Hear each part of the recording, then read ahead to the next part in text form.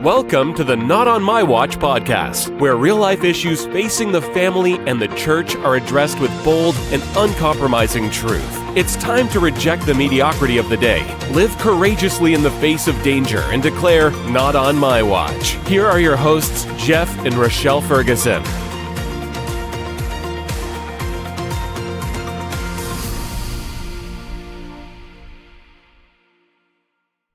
Welcome to the Not On My Watch podcast. We're Jeff and Rochelle, and we're so glad that you are listening in. Thanks so much. However you listen, if you would rate, review, share, that would be really helpful.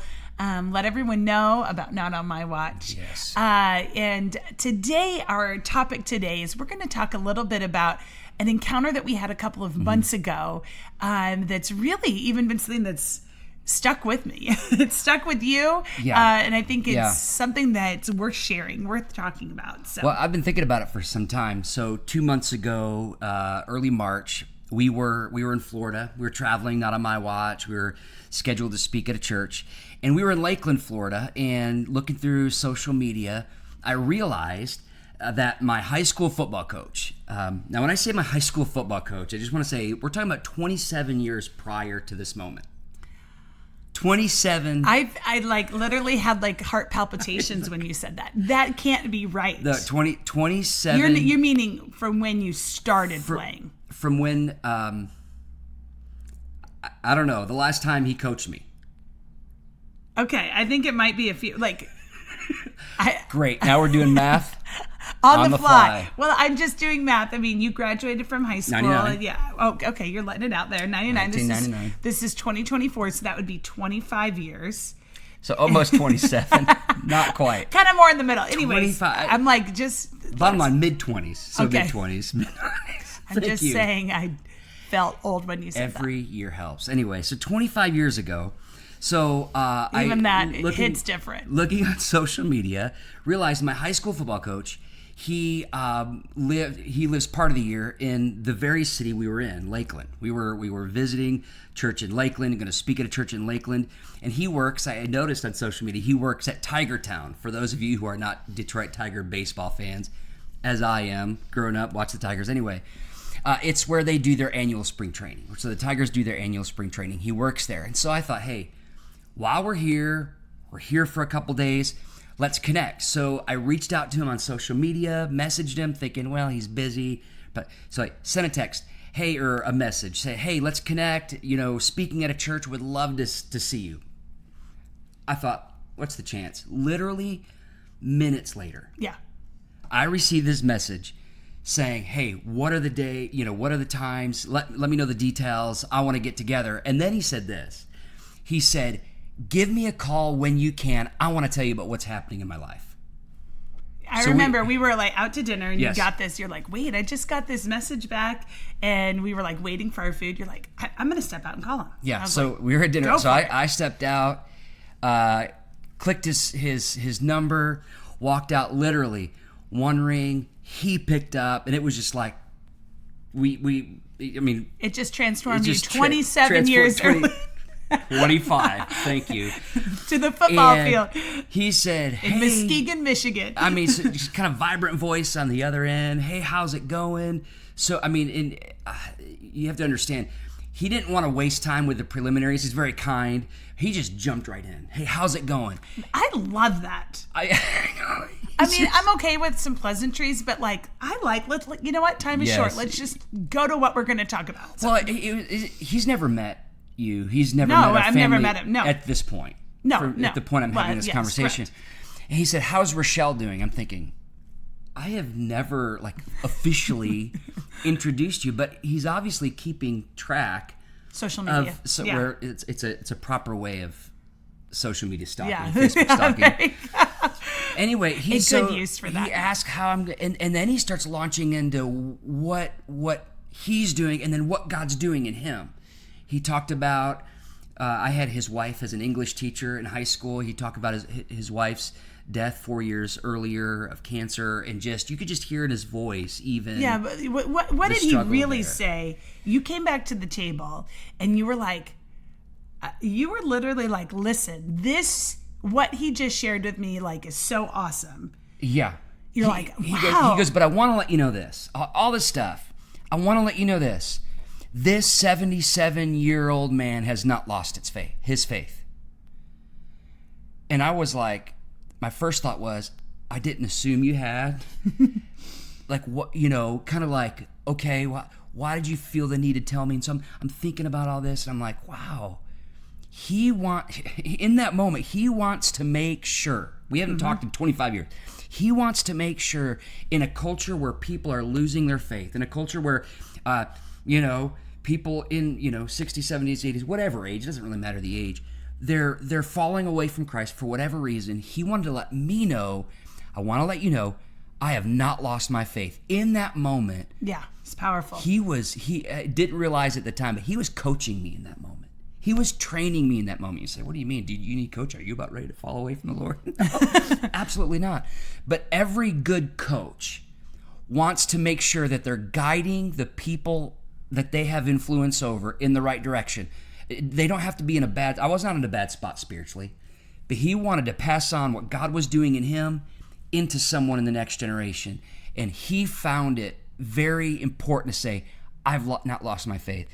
And I kept talking about this with you because I'm thinking, this is powerful. Yeah, and I think that is definitely like a coach moment. Yeah. Which, I love it because I think once you're a coach, if you're really a coach, you're like a coach for life. Just because you may not have the whistle doesn't mean, you still called him coach. I still call him Coach Sugar. It's not Mr. Sugar. It's not Jack. Even saying that's like, oh my goodness. These people who have influence in your life, they may not carry the whistle, but they're still like you said, they carry the influence for life. Well, and I thought it was really key that, he was coaching, that was great.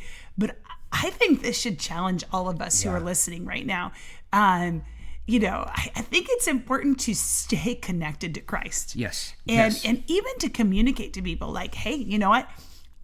I'm just as passionate as I was for Jesus. Oh, man. And it was really, I think, really cool that he said that. And even in the conversation, you guys made plans, worked it out that he was going to come to the service that we were speaking at.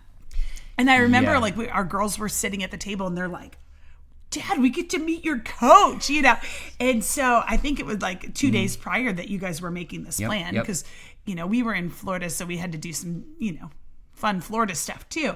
So we were there early. And then, it came to the day of. And I remember when we got to the service, it's kind of wild. We actually got stuck in crazy Orlando traffic. And so I was like, oh my goodness, we're going to be so we were going. We're still there before the service started? Yeah, we were, but we were coming in hot. Yeah. And so he arrived before we got there. And I remember we walked in and we saw him and it was I don't know. It was just really cool. He was ready. Well, you walked in before I did. Yeah, that's true. I had to get some stuff from the car. We had to put your shirt on. So, see, here's another tip, real quick. If you want to be like Jeff, and I'm sure you all do. Which I don't know. Anyway, he hangs his shirt up when we're driving so that it doesn't get wrinkled. See, I don't like wrinkled shirts. Really, he's an iron freak. Yes. So, he had to put a shirt on in the not parking on lot. my watch. Tip number 27. Okay, so anyways. Yeah. Anyway, so I go into and the ushers tell me, "Hey, your coach is here." Mind you, we don't go to this church. I don't go. We're from hundreds of miles away, And uh-oh. Sorry. I think didn't expect this. Sorry. Maybe a first in the podcast. My coach hadn't seen me in 25 years. When you have influence over somebody's life, you don't know literally what your presence does. And so, what you're meaning, in the moment, it was just showing up. The fact that you showed up. In the moment, yes. I wasn't emotional like this. Kind of weird. But thinking back on it, the fact that he wasn't just there. He was there. He was ready. He was excited. And did I need that? Was I uncertain of whether? No, but your presence in the life of another person this goes for any next generation influencer, coach, anything like that. It's hard to, you can't quantify what that does. Showing up. And so when I showed up, Showing up I matters. hugged him, and it was like, he had no clue what that would mean to me in that moment. Honestly, I didn't in the moment. But I just, that is a way that our very presence in the life of somebody is another way. Not only our words, but our very presence, our passionate presence, is a way that we communicate value. It is a way that I think is underestimated. That I've noticed this. I've done a lot of funerals, even in grief. Sometimes people don't want you. I wasn't in grief, but people don't want you just to say. It's not always about the words you say. It's about the presence that you're there. And so when I think about my coach, and I think about not only that moment, but 25 years prior, what made him good at what he did, and what makes him effective now.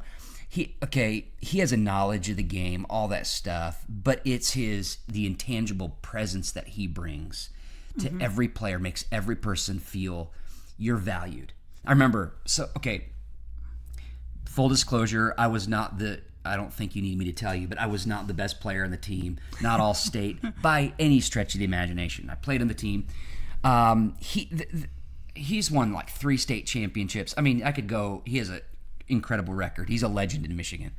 I remember one practice, he called me over. He said, "Ferguson, come here." I'm like, "What?" I'm like, "This is in the middle of practice." He said, "You're going to make a great pastor one day." I said, "Thank you."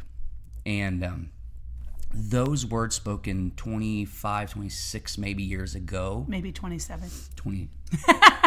You're right. Can I just say they never expire. They always find a place to kind of reinsert themselves in your life later when you least expect it. They're like time capsules that explode. Yeah. And so I don't know. It's just that moment 2 months ago was a powerful reminder of just not my coach, but just the level of influence we can have in the next generation. The next generation is craving someone or people to pour into them. And it's just a reminder of that. And just a reminder to me to rethink, like he said, I want to catch you up on what God is doing in my life. Just a reminder to me that that's important. That's huge. Hey, I still have not lost the faith. All that stuff. I mean, it really has impacted me. I've been thinking about it for 2 months. Yeah. Like we've been waiting to do this podcast, even just, to talk about it. I think there's so many lessons that could be learned from this. But I think one of the things that you just mentioned, I think, is don't underestimate the value of just showing up. Yeah. Don't underestimate the value of your presence. Don't underestimate the value of a smile or a word like just at the right time spoken, or a hug, or, sometimes it's just like, hey, you know what? I'm behind you. Yeah. I'm with you. I'm for you. Can I this world can be cruel, and you need some people who are just like, you know what? I'm gonna be with you. I'm gonna speak words of life over you. Well, there was a time where I would hear people say things like this, and I'm like, yeah, that's good. The smile's good, but man, in various moments of life, you need them. I can really recount certain moments when a phone call, when someone shows up, and you just don't know what it's gonna do. Well, it's like encouragement. Yeah. It's literally giving courage to somebody else. And people, I know some people are like, well, it's just showing up. Can I tell you? I look at my kids, and every game, they're looking at the sideline. Who showed up for me? Yep. Who showed up for me? They're looking at, when they're doing a concert, who showed up? I mean, you can say you care, but if you don't show up, okay, I'm not like, I get it, like life happens. There are things that, but I'm just telling you, my kids, I look at them, I'm going, Mama's going to show up. And Mama does. You are the first person, literally, you're the first person they see coming out of the building at school, like every day. You mean to pick them up? To pick them up from school. Like that's just one instance. But people are looking, it matters. Yes. And if you think, man, I just don't really have much purpose in life, look for some people who need encouragement. Yeah. Look for some people just to, show up at somebody's game to cheer them on. Show up for somebody's grandkid. Yes. You know, life isn't all about us. Oh. It's about who we can encourage. I think about Coach Sugars that day. Yes. It was probably inconvenient. You know, I don't know. I mean, I think he loved coming. I think it was great, but I mean, it took effort. And, you know, him and his girlfriend, they showed up and they were worshiping Jesus. They were hugging our kids like, hey, like we you know, our kids are like, this is crazy. This is Dad's coach, you know. But show up. We took a picture and I laughed because you look at the picture, it's like we've all known each other forever. And this is your first time meeting him. And you say that. Yeah, like we became besties that day. I forgot you said girlfriend. And he made sure to tell me, like on many occasions, he's like, God put this together. He was like, he's making sure to be very strategic. But that's important too. Yeah. I mean, that's so, you know, you talk about showing up. That's, you scroll through his social media feed. It's him investing in the life of another. And can I tell you, that's where joy's going to come. Yes. So I guess even as we're kind of thinking, okay, great, I'm glad you told that story. You know what? Think about who can you invest in? Yes. Think about who can I help encourage?